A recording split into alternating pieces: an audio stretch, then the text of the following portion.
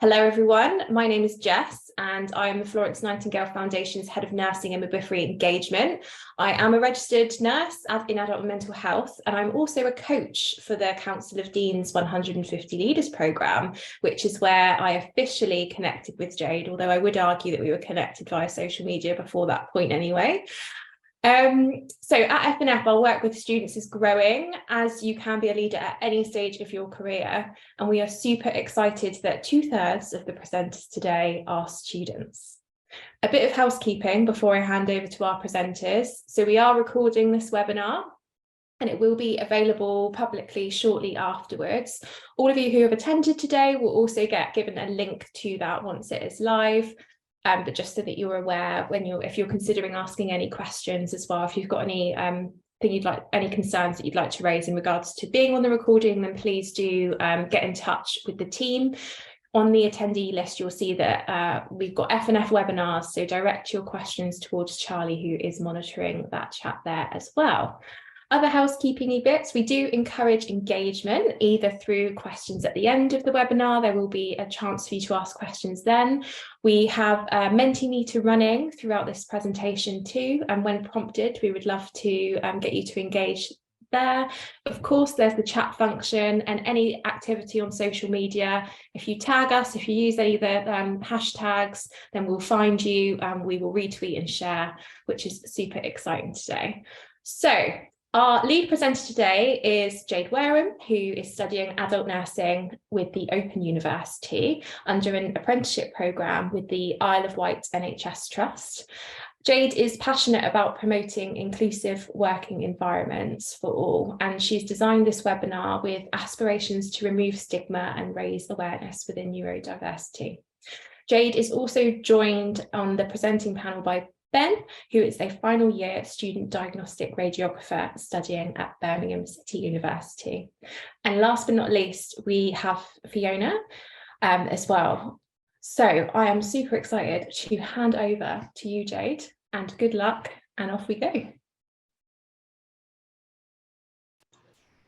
Thank you, Jess, for that lovely introduction, and welcome everybody. There's an amazing number of people here, and I'm really excited that you have all taken the time to sign up and be with us today. So I'm going to be speaking about how we can promote professional relationships through neurodiversity awareness, and as Jess has explained, this is supported by the Florence Nightingale Foundation in partnership with the Student Leadership Programme of the Council of Deans. Can I have the next slide, please?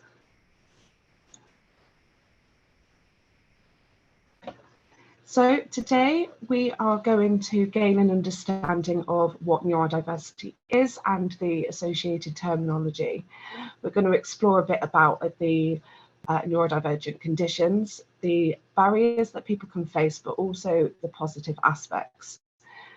We're going to try and influence the professional awareness through exploring the traits, behaviours and the positive aspect. And we're going to also do this by understanding laws and legislation such as the Equality Act and how it can provide reasonable adjustments. We're also going to talk a little bit about the importance of disclosure and the individuality that's involved with that. And we'll go into how we can promote the professional relationships through this awareness. Next slide, please. So this is an activity to get us started. Jess has mentioned Mentimeter. We're going to spend a couple of minutes here just so you can all log on to Mentimeter. The website is menti.com. There is a code to enter when you go online.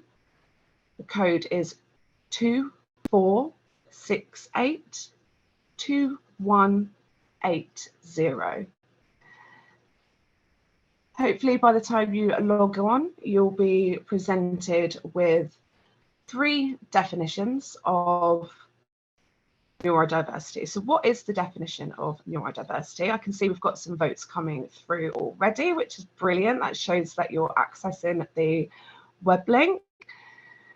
So we've got 3 definitions. The first one, neurodiversity impairs cognitive abilities, resulted in limited education and career prospects.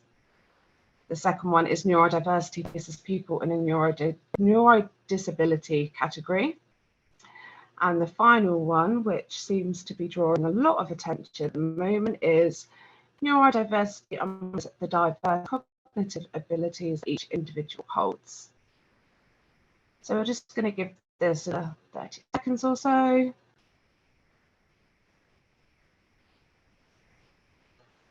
The web link has been within the chat if you're struggling to access it.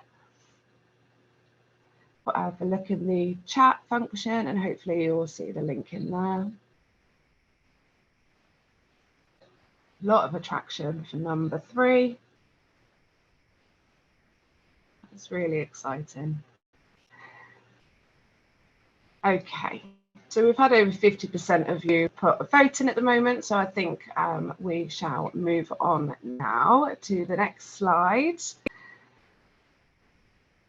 So those of you who selected number 3, well done, you know your stuff. The definition of neurodiversity is the umbrella of the diverse cognitive abilities that each individual hold. So on the left-hand side of the screen, we've got a graph here called the spiky profile. And this gives us a visual effect of what we mean by cognitive abilities. You'll see from the darker grey line that's more of horizontal, there's not much movement in there. That is the cognitive abilities of what we would call a neurotypical person, somebody that doesn't have a neurodivergent condition. So opposed to somebody that does have a neurodivergent condition, you can see that lighter grey line, it's got a very sharp V shapes to that. So these are the diverse cognitive abilities between each cognitive profile. So I've already mentioned neurotypical. We've also got neurodivergent, which is sort of the singular terminology, but the terminology used is really mindful that we are thinking more individual. Don't assume somebody's sort of title, if you like. So to avoid this, it's always best to have a conversation with somebody. How would you like to consider yourself? Are you neurodiverse? Are you neurodivergent? Are you neurodifferent? Next slide, please. I've got another activity for you. I would love it if you are able to help create a sort of word cloud here and tell me what are the associated conditions. We think of neurodiversity. What type of neurodivergent conditions is attached to that?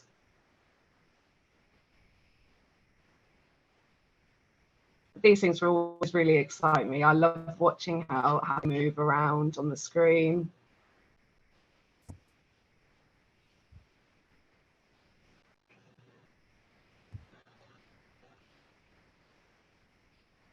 Seems like we're getting a lot for autism and ADD because words are a lot bigger than the rest. What else have we got? They're moving around so quickly, I can't summarize them for you. Another 30 seconds so people can add their thoughts.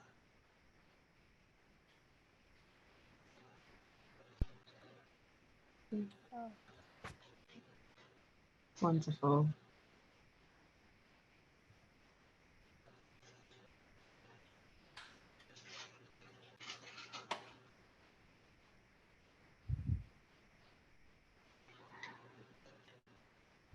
It's really great to see a lot of activity on this word cloud. Thank you everyone for participating in that.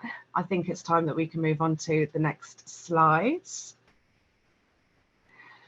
So here is a list of the associated neurodivergent conditions when we think of what neurodiversity is, and it's really good that all of these were mentioned. Tourette's can also fall under neurodiversity.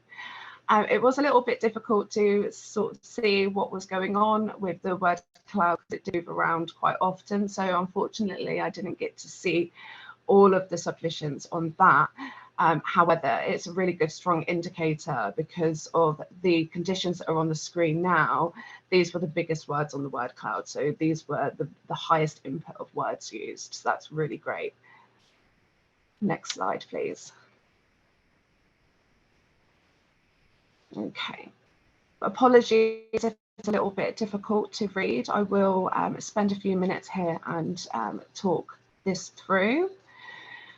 So I've broken things down a little bit with each neurodivergent condition. You can see we've got autism, ADHD, dyscalculia, dyslexia, and dyspraxia. So we're going to talk about traits, barriers, and the positive aspects. And some of them you may find that they do cross over between each condition. So it is quite common for somebody diagnosed with ADHD could also be diagnosed with dyslexia and vice versa. So this is where we find sort of crossover of symptoms, the struggles, and the positive aspects. So with autism, you may find that somebody can find it difficult to sort of form emotional relationships, and they may find sensory environments quite difficult.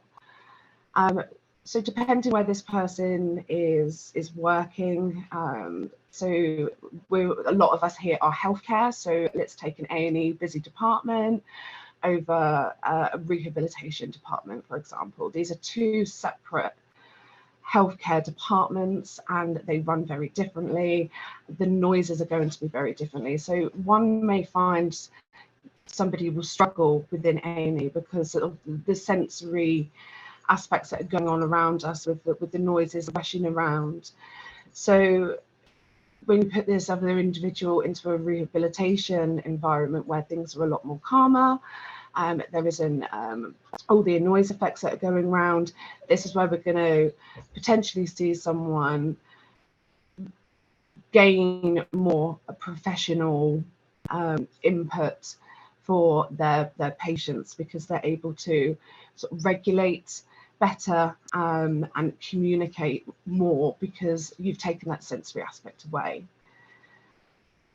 Similarly, with ADHD, we've got the sensory aspects as well, and it also does speak about emotions on this slide.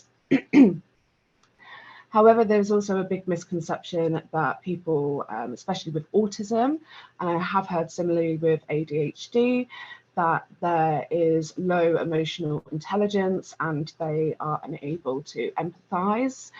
And I think that is something that we need to start moving away from, because people with autism and ADHD can actually sometimes have heightened emotional intelligence and they're quite perceptive to how other people are feeling, which leads into the sort of positive sides of autism and ADHD. We've got some crossovers with the emotional intelligent aspects, but we've also got some crossover with the dynamic thinking and attention to detail. They're very good at spotting differences. So if you're in, again, a healthcare environment and you're trying to do some patient information, these sort of the neurodivergent conditions, they are very good traits to have to identify gaps within information. And also when information may be too difficult to understand for patients. We see throughout our training all the time about avoiding medical jargon, and it's really good that people with neurodivergent conditions, typically they're the ones to be able to pick these things up within documentation. We've also got dyscalculia, dyslexia, and dyspraxia on this list. Let's have a look at dyscalculia. So some of the struggles can be mathematical calculations and losing track of time. But this might be something difficult that an individual may find, and they may have their barriers because of that. But again, these individuals, they're dynamic thinkers, they are creative, they've got high organizational skills. So it's when we focus more on the positive aspects, we can use those strengths to then improve the environments that we are working in. If we've got great organizational skills, the systems can work better and faster. And all of this in turn goes back onto our patients. When we work better within a group, our patient care, our safety and quality care also improves along with that. We've seen that coming through COVID. So it's about understanding, yes, somebody may struggle, like with dyslexia, with the spelling and just documentation. That might be a difficult area for them, but let's focus on their positive. Let's bring out their problem thinking skills. Let's get their creativity going so we can help our patients understand information more fluently. Similarly with dyspraxia, sort of flipping things around a little bit, it's more struggling with organizational skills, but again, they're bringing in problem thinking skills, they are creative, and they're very determined as well. So the moral of the story here is to understand someone's strengths and utilize them within practice. Yes, people will have their weaknesses, everybody does, even if you do not have a neurodivergent condition, people will still have their weaknesses. But the main aspect of this is to move away from what you may think people struggle with a certain condition and focus on the positive aspects and see how you can use their strengths to improve your working environments. Next slide, please.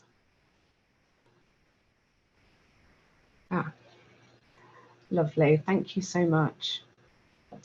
So one big question is, why is this important?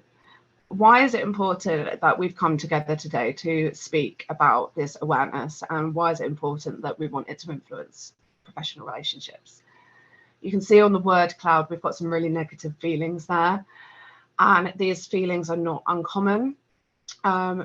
Myself and Ben, who I'll be introducing very shortly, we co-founded SHINE, which is Sharing Student Healthcare Initiative for Neurodiversity and Equity, may I add. When I submitted these slides, it was our original name for equality, but we have only just recently changed it to equity.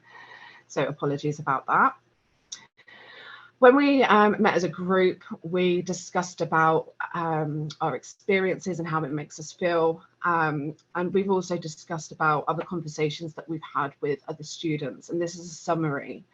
I mean, for somebody to be told that they look normal and that they assume there isn't a problem, it's quite shocking. And for me personally, as a student nurse with the NMC code, where we are told to avoid to make assumptions, it's quite upsetting that these feelings are summarized, and they are not uncommon.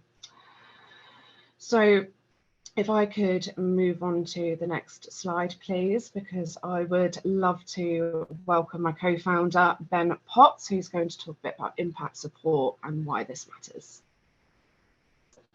Hi, everyone. It's great to see so many people come and to have this conversation on this platform as well.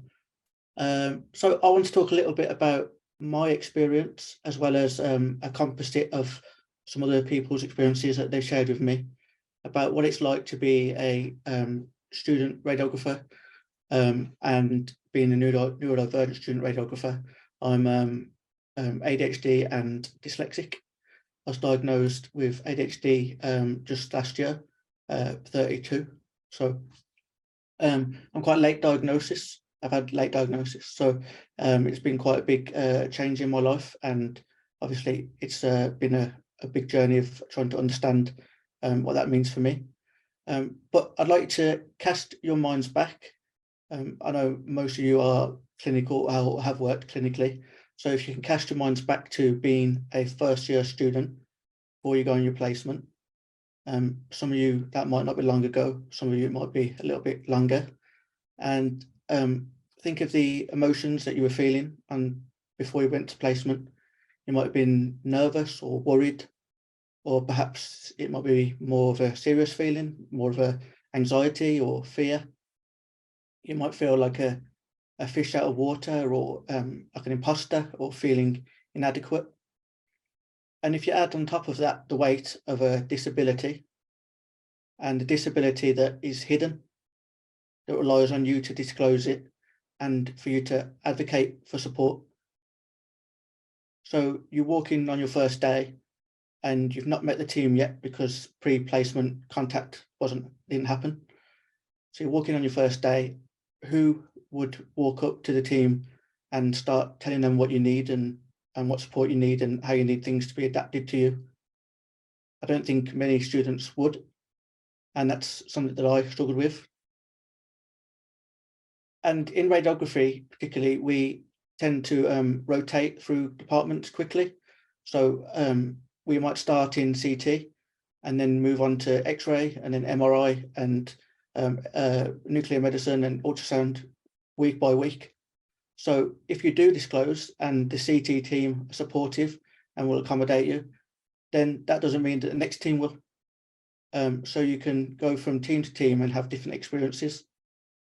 But say that they do support you and they can accommodate you, and you show them the plan that you made with your university, and they validate your experience and they're happy to help. You also got the issue of staff turnover. So you're constantly needing to disclose to all different members of staff all the time. And this can be quite exhausting and really draining on your battery. And if the team aren't supportive, or you are put with people that aren't very accommodating, then it can, for some students, be something they can get through. Perhaps they can grit their teeth without the support and maybe scrape through with a pass, but they never really reach their full potential, and that's a shame. But then for others, perhaps they can't get through at all without that support, so they will drop out. And is it that they're not cut out for a career in healthcare? Are they not compassionate or empathetic enough? Or have they just not received the same care that we aim to give to our patients? And this is why I think support for students is really, really important. And it can be something simple like a quiet place to write up notes, or a place to decompress when things get too much. It could be just very clear instructions and literal communication. Could be visual tools for learning. But I think most of all, it just needs to be patience and understanding. I think we should treat everyone as if they could be neurodivergent. And that way we have environments that are inclusive and supportive for everyone. Because although I'm focusing this scenario on students, it could be a new member of staff working there. It could be your manager. It could be anyone. And having that environment for staff, for each other, is then, of course, going to trickle down to the patients too.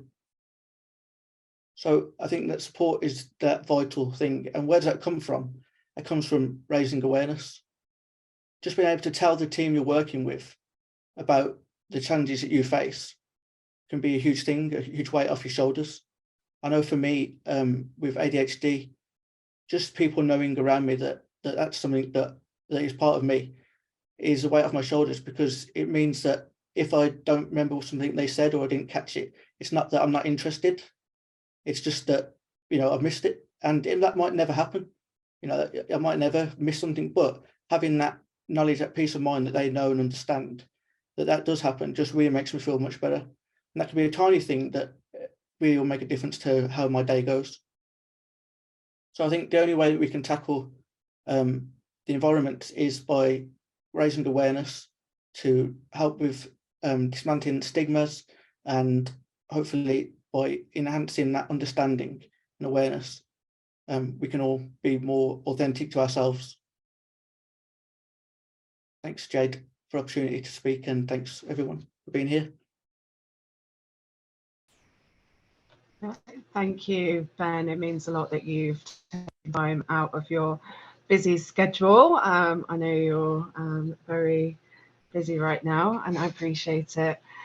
And I think it's really important message that you've shared today, and I particularly like the why can't we treat everybody as if they were neurodivergent. I think that's very interesting because, like you said, if we were to have that view, we could promote more inclusive environments. You know, it's about understanding everyone within a team, isn't it, with weaknesses and strengths, and utilising that. And again, it's having that safe staff mix when you're in work as well. Thank you, Ben. Can I have the next slide, please? So not everybody here, I'm not going to assume that you all have a neurodivergent condition. Some of you may be here because you want to learn. If you don't have a neurodivergent condition, I'd like to invite you to think upon how you would feel if you would need to disclose personal information. Have you ever had a personal health issue that you needed to talk to your manager about?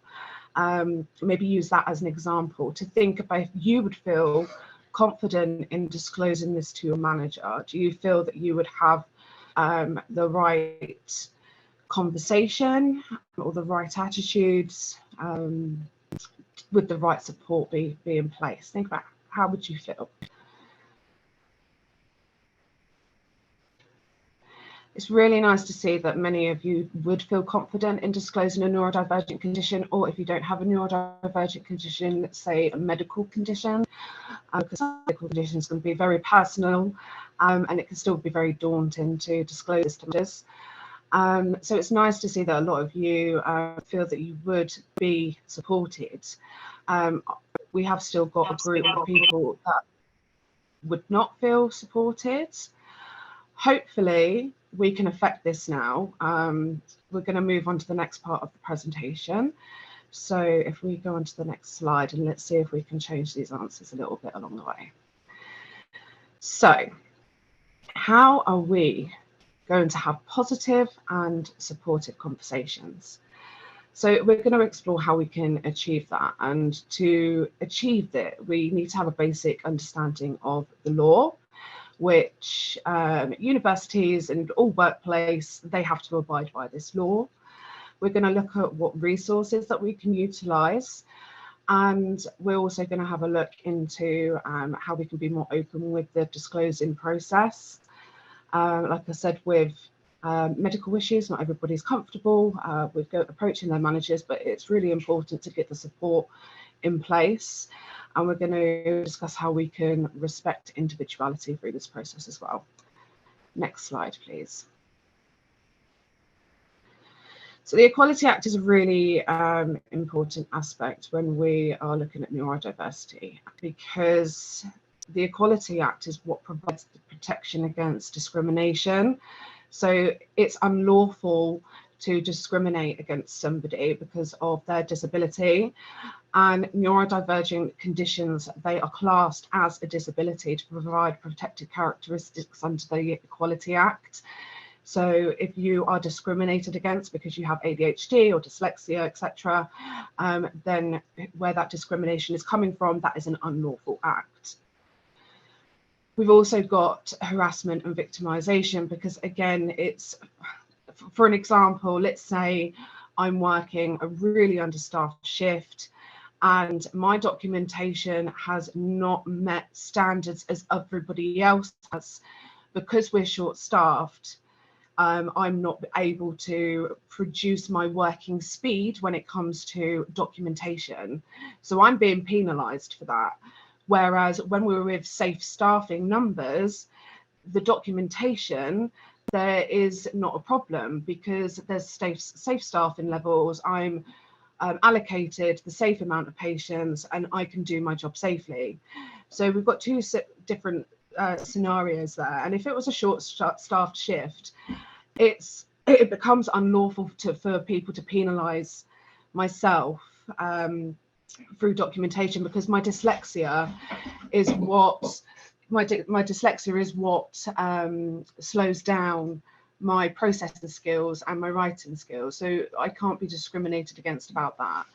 And we've also got to remember that the Equality Act is what helps us build reasonable adjustments. It's not just about having one thing in place.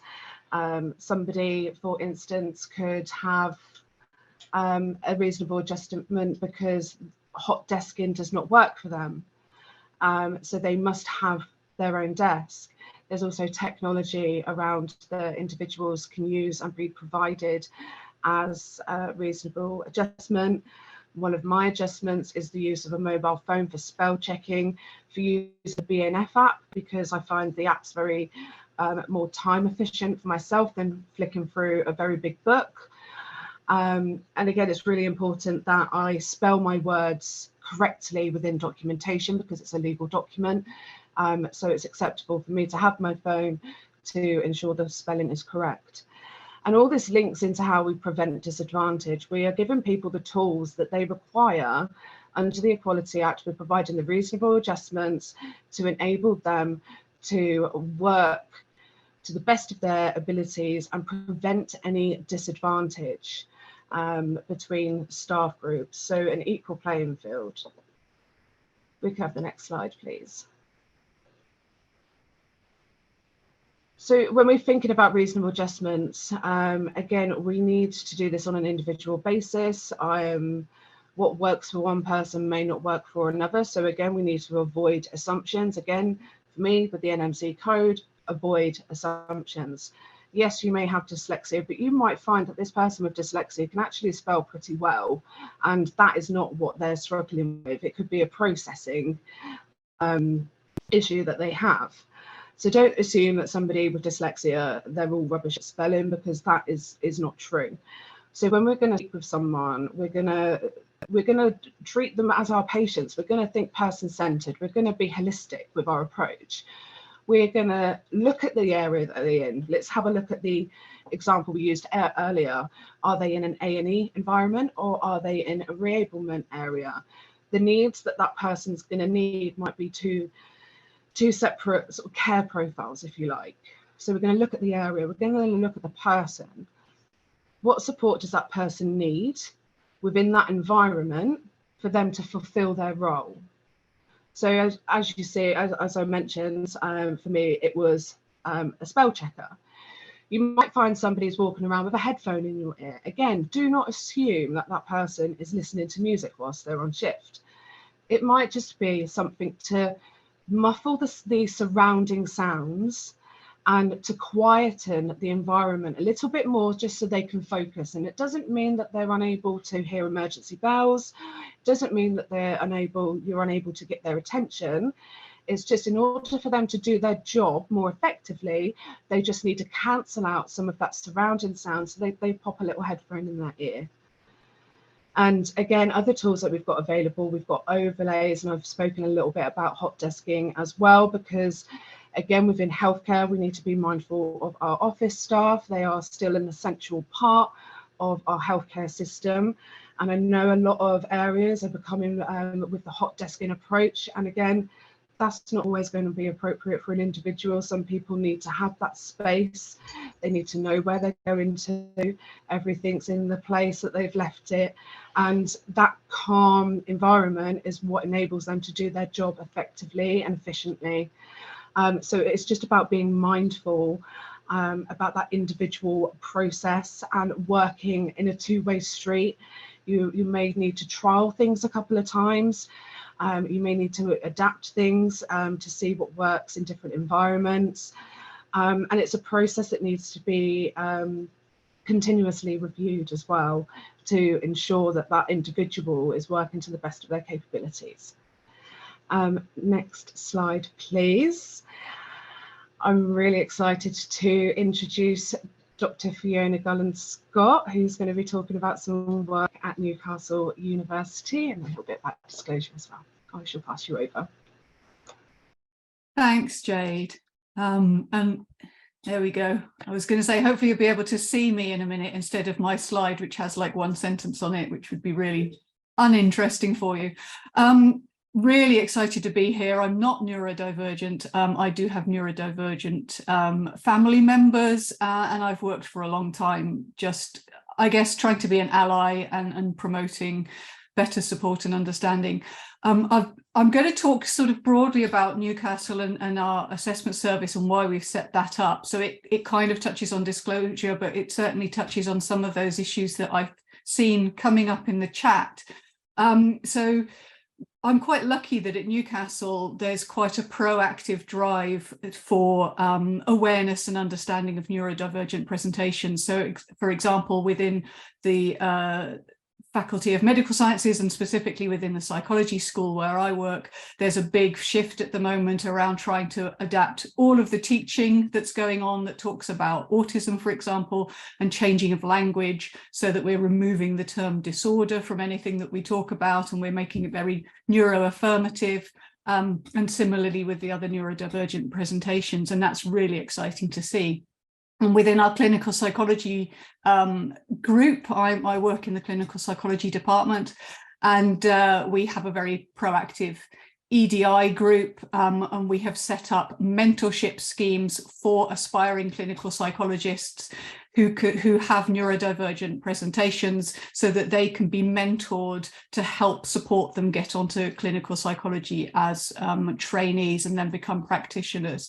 And that's a really nice scheme to see kind of up and running. We have recently developed, or something that I'm involved in, which was on the slide, is the Neurodevelopmental Assessment Service, which is an in-house university service. We think it's the first one in the country where we're actually within the university doing assessments for autism and ADHD. And the reason that we set that up is because of some of the things that you guys have been talking about, which is that issue around how do you disclose when you believe that you're neurodivergent, but the waiting list to get an actual diagnosis, certainly in some parts of the country, if you're an adult, are 2 to 4 years. And we have students at the university who are struggling with their studies because they don't have reasonable adjustments, because they haven't got a formal diagnosis, and it's very difficult to get everything that you want without that diagnosis, even though you can go and, you know, you can have your learning needs assessed, but there's still a bit of a barrier when you don't have a formal diagnosis. And if the waiting lists for adult assessment are between 2 and 4 years, then you're going to spit out of the other end of university without having got that diagnosis. So we've set up a neurodevelopmental assessment service, and our board is comprised of neurodivergent students, neurodivergent professionals, and members of the university kind of disability teams and support services, and those of us who are the clinicians within that service. So we are hoping to be a kind of really driven by collaborative working, inclusive for students and professionals who are neurodivergent. And my hope actually is that ultimately the clinic itself will be heavily staffed by neurodivergent professionals and our neurodivergent trainees doing assessments for students for neurodivergence, to really kind of improve that timings, I guess, in terms of diagnosis for the students at Newcastle University. And we've already had the staff at Newcastle University also saying, please can we come as well, because obviously staff also have neurodivergent profiles but haven't got formal diagnoses and would really benefit from that. So we set it up to try and improve diagnosis, but alongside that is this real kind of developing awareness of disclosure and the pros and cons of that. And we have a lot of discussions that happen with the students and with the staff that I work with. I have colleagues who are neurodivergent as well.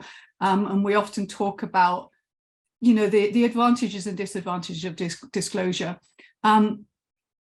As a clinician, I guess, you know, we see diagnosis and there's a bit of a debate at the moment, as I'm sure you're all aware, around the kind of medical versus social model of disability, and the DSM and the diagnostic criteria and the diagnostic labels that are used are all mapped onto the medical model. And quite a lot of us who work in psychology are quite kind of uncomfortable about the medical model and kind of lean a little bit towards the social model, but we sort of sit in this kind of place between the two at times. and a lot of reasonable adjustments and support seem to lean towards this need for a medical diagnosis. But in terms of kind of looking at diagnosis, something that a lot of students and professionals and my colleagues will say is that, the purpose of diagnosis is about understanding what needs somebody might have, where they may have difficulties and where they would have strengths, in order to support that person appropriately in whatever environment they're in. So the diagnosis is about bringing understanding. And the understanding is often for the person themselves. So what a lot of people say to us is that it's their own self-awareness is probably one of the biggest things that is advantageous, and being able to say, I always knew I was neurodivergent, now I know this. We particularly have this with our autistic students and staff, where wanting to be kind of really happy or confident that you are genuinely fitting into that, rather than sort of saying that you're autistic when you don't feel that you're autistic, or rather saying that you're autistic when you haven't been formally diagnosed as autistic, apologies, can be quite tricky. And I think disclosure can be quite tricky if you believe you're neurodivergent but you haven't had that formalized. But it doesn't just bring understanding for you, it brings understanding for people around you. And we would want to hope that disclosure means that you would get that support and you would get that understanding, and that people would say, oh, okay, right, so we now understand, for example, as Jade was saying, why you're wearing the headphones, or as Ben was saying, that actually in a workplace you would get support for those presentations, rather than being seen as, someone going, well, I can't see anything overtly different about you, so I don't understand why you need to wear headphones, I don't understand why you can't work in a hot desk environment, and so forth. The reality, I think, is that we're not quite there yet. So I think the reality is that disclosure in some environments brings with it huge positives, and it brings support, and it brings all of those legal rights and reasonable adjustments. But there are still environments where it also will bring unconscious bias and conscious bias and misunderstandings. And I think it's important to acknowledge that that's the case as well. So I know people who, on disclosing their autism, have had the reaction that it's been, well, why are you doing a clinical psychology course? You can't have empathy. Or why do you want to be a nurse? You can't possibly be able to work interactively with other people because you don't have good social skills. And those kinds of things are really, really kind of difficult. And I think ultimately work like this that Jade and Ben are doing, and people developing confidence about being able to disclose and disclosing to other individuals, will actually move that forward. I would like to see us get to a place where we're moving away from this sort of, still the tendencies to have, stigma or bias or poor understanding of neurodivergent profiles, and that actually being able to understand that neurodivergent doesn't mean somebody can't do something, and it brings a lot of strengths as well. So what we're finding within Newcastle is that we're working with our students, we're working with our colleagues to try and improve awareness and understanding, so that diagnosis and disclosure become positives and only positives. But even in our university, that isn't true in every single part of the university. And I think, as Ben said, staff change, people change, environments change, and you may have to be in a position where you're kind of saying this or disclosing to people who don't always have a positive reaction. So work like this is really important, and knowing your rights is really important, because I think if people don't disclose and don't stand up for the things that everybody has a right for, then that can be quite challenging. So although I'm here to sort of say, absolutely, I think disclosure needs to happen and it's brilliant, and diagnosis needs to occur, and support and understanding. And I am with you 100%, Ben. I think everybody should can't we just have a profile for everyone? Let's take away the labels and just individually profile everyone and go, right, this is your areas of strength and these are your areas of challenge. And we won't call anybody a specific thing in that sort of way. Would be lovely. I've wanted that for years, to be honest, but it's not going to happen for a long time.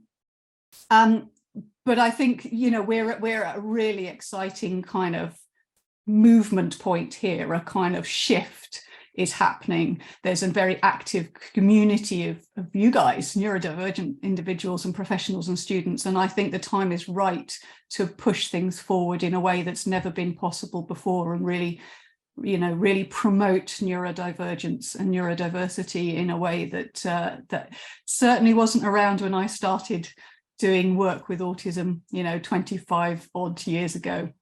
So thank you for inviting me to come along, and I think this is fabulous work. Jade, Ben, you are superstars, and long may this continue. Thank you so much, Fiona. That's really kind words of you to say. I appreciate that. Thank you. Quite often I hear how it wasn't around so many years ago, and how that there is a shift, and I do agree. I do feel there is a shift coming.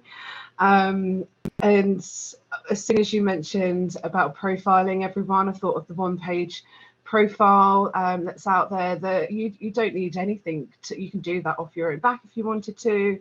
And I think that's a really like sort of get to know you tool. I think it would, again, I agree, it would be brilliant if we could do that. I'm just mindful of time because of our little technical fault earlier, so I'm going to quickly move on to the next slide. I had hoped to spend a little bit more time on this next slide, but unfortunately I'm going to have to try and whiz through it a little bit quicker than I'd hoped, just to allow for a little bit of time at the end for questions. So why do we want this movement? Because we want to influence better working environments and professional relationships, but how are we going to do it? We're going to communicate with each other. We need to understand that we need to reduce miscommunication, because quite often miscommunication is blamed on somebody that may have a neurodivergent condition, which is not always the case. It is somebody that's neurotypical, somebody that hasn't got a neurodivergent condition. And we need to just be aware that individual, they might not have an understanding of disability cultures, so they may fail to understand the sort of the bigger picture, and we just need to also be mindful that we need to be kind in our response with that as well, because not everybody is going to be aware of what neurodiversity is. You know, that yes, we've been aware of autism and ADHD for decades now, but it's only sort of now, like we've sort of said a few times throughout this presentation, things are starting to change, more awareness coming out, but there's still a lot of people that they don't understand. So it's about working together and having that sort of understanding within our working environments, just so we can sort of broaden people's understanding a bit. Because we want to prevent disempowerment and misdiagnosis, because quite often when an individual is not feeling supportive, they may not have a diagnosis. They may present as if they have a mental health condition, because neurodivergent conditions are quite often misdiagnosed as a mental health condition because that individual is frustrated, they're angry, they don't have that support in place, they don't fully understand themselves as an individual. Like Fiona said earlier, it's important that somebody who has a neurodivergent condition, having that self-awareness as well. But it's okay to not have a deep understanding of a neurodivergent condition. You may be newly diagnosed and need to learn more. Whatever stage an individual is at, it's important that we support and nurture and we work together to grow a more inclusive workforce. And again, this is going to go right into our continued professional development. When we're promoting these environments, we're well supported, we can build on our strengths, we can build on our weaknesses. You know, this is going to then in turn impact on our patient care, our patient safety and quality of care. And I have referred to the RCM with the anti-bullying, because they've got a standard 12 section where it states about anti-bullying within the workforce. And again, with the Equality Act, this is sort of the protection, the NMC code, avoid assumptions. We need to use all of this information together to support individuals to grow them as professionals. Can I have the next slide, please? So to visit this question, quite a high number of individuals who voted yes. Now the aim, we're going to see if I've swayed anyone to feel any more comfortable if they had to disclose a neurodivergent condition. There's a lot of information that's been spoken about. So hopefully we've been able to make some people feel more at ease, some people feel more confident.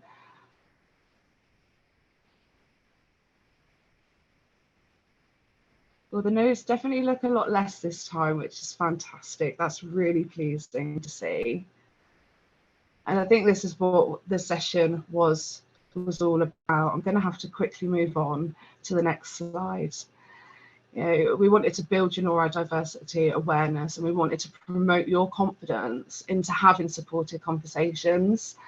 You know, but we also wanted to identify how workplace attitudes can discourage disclosure.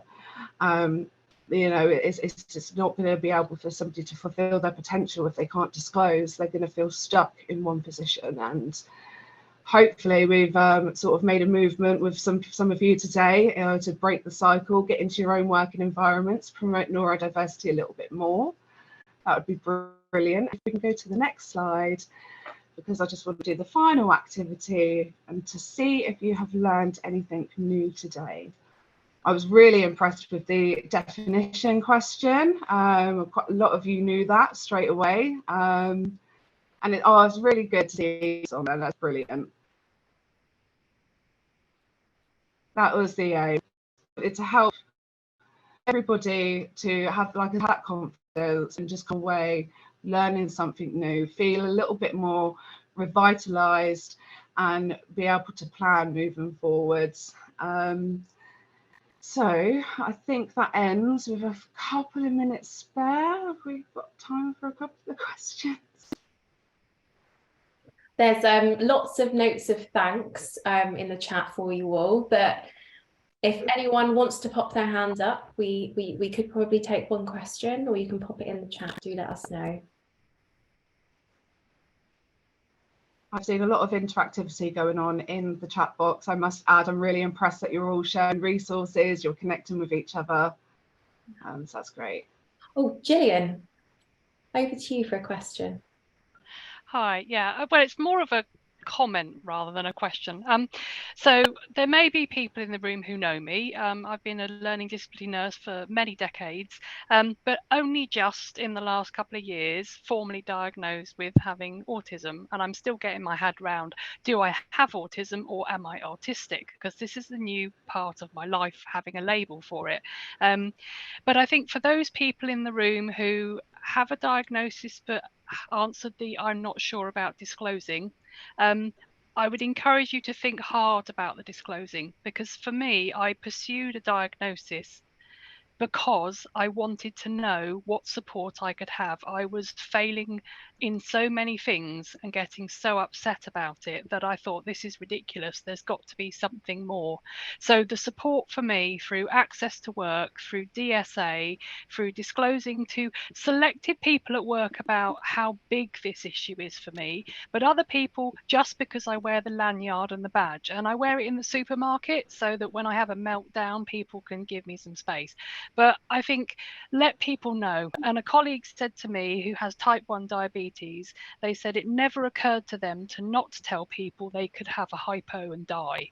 I know I'm not going to die from this diagnosis, but I think the response I can have in the environment when things don't go well is almost as damaging to my self-esteem as probably having a hypo is to your life itself. So yeah, please do think carefully about disclosing. And if there's something in the environment that's stopping you disclose, perhaps think why and what's that problem? Because I think if you don't feel you can trust people working around you or trust people in that clinical environment to hear your disclosure, then that's saying something about our health and care profession or our colleagues. So yeah, I would certainly say try and open that box and get the support so you can thrive in what you do. Yeah, that's all I want to say. So thank you so much, and well done, Jade, and for Ben for getting this together. So very, very proud to have you as part of the team on that one. Thanks. Thank you, Gillian. No, they are very good points that are raised. There is that caution, because you don't know what attitudes that you receive, but typically there could be some union reps that may be able to help you with those conversations, or even if you just talk to a student. And there are tools online that you can use. Many of regulating bodies, such as RCN, they've got tools as well that you can access to help you along the way. Wow. Wow, I'm sad to have to say we're going to have to call this morning's webinar to a close. But thank you so much, Jade, Ben, Fiona, and everyone who has attended and participated today, engaged with us. It's been a really, really excellent session. It has been recorded, and the recording will be available publicly. We will email you the link, but do check out FNF's social media channels, because we will share it on there as well. After the webinar, you will be sent an email from the FNF team with some resources that Jade has pulled together. Thank you so much, Jade, and a copy of the slides as well for you all. And there'll be a link for you to complete an evaluation form, which we would really appreciate your feedback as well. But thank you so much, everyone. And thank you to our presenters today. It's been absolutely fantastic. And we hope to see you all at a future FNF webinar. Enjoy the rest of your afternoon, everyone.